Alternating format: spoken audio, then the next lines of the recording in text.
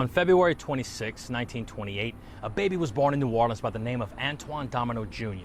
He would later grow up and be given the nickname of Fats, and Fats Domino would become one of the best and most influential pioneers of rock and roll. Domino's parents both came to New Orleans from the former slave cabins at Laura Plantation in Vacherie, Louisiana. His mother, Donatille, played the piano, and his father, Antoine Sr., was a well-known violinist. Fats would begin playing piano at the age of 10, and by his teenage years, he was always a fixture in the local bars and nightclubs, dazzling audiences with his smooth, rolling piano and his effortless vocals. Domino's big break came in 1949 when he met band leader Dave Bartholomew. Together, they co-wrote The Fat Man, which is often considered one of the first rock and roll records. Released in 1950, it sold over 1 million copies, establishing Domino as a formidable talent. Throughout the 1950s and early 1960s, Domino produced a string of hits, including Ain't That a Shame, Blueberry Hill, and I'm Walkin'. Fats Domino's style was a fusion of blues, jazz, and Caribbean rhythms, creating a sound that was both unique and widely appealing. His smooth rolling piano and easygoing vocal style helped bridge the racial divide in American music at the time. While Elvis Presley is often credited as the king of rock and roll, it's important to acknowledge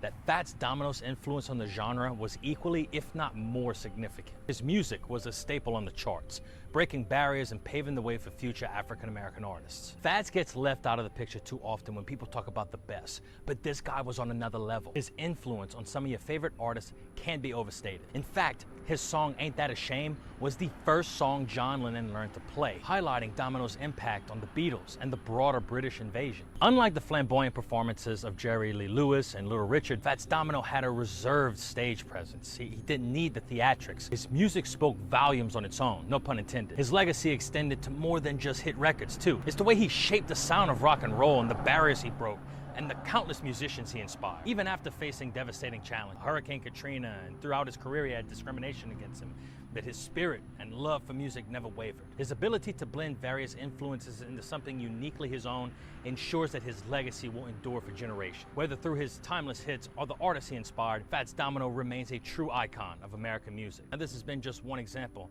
of how a young man from Louisiana changed the world. We couldn't bring you this information without your support on Patreon, and we'd like to thank all of those who have already contributed and encourage anyone watching this video right now to consider becoming a patron at patreon.com/Louisiana Dread. And more for Louisiana history, horror, folklore, and culture, be sure to sign up to this YouTube channel. I'm Kyle Crosby, and this has been Louisiana Dread.